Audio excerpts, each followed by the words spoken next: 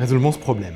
Tout d'abord, pour toute question en fait, du test calcul, il faut retranscrire cet énoncé, qui est sous forme de petite histoire, en écriture mathématique, ou avec un schéma.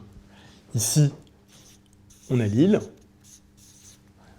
on a Paris, et la voie de chemin de fer fait 200 km entre les deux.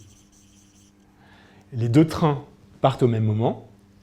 Donc le train A voilà, roule à 180 km/h vers Paris. Et on a le train B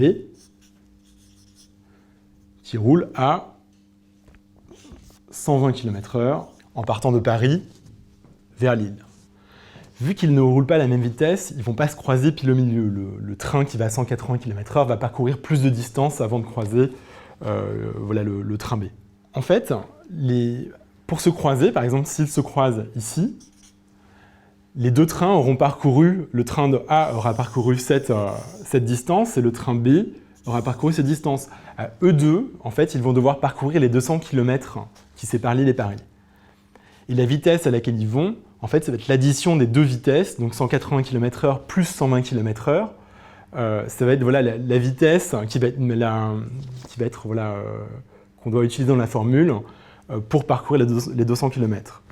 Alors, on a la formule de la vitesse, qui est vitesse égale distance sur la durée.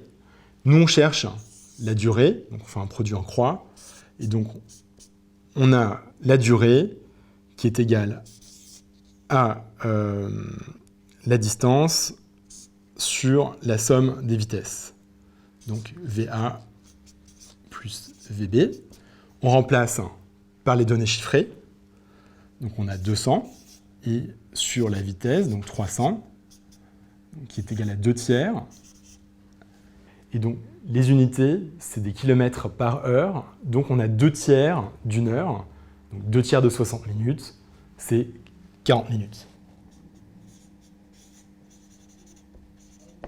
Or, les deux trains partent à midi en même temps. Donc voilà, ils mettent 40 minutes avant de se croiser. Donc il est 12h40 au moment où les deux trains se croisent, ce qui est une des 5 solutions en fait, proposées dans l'énoncé.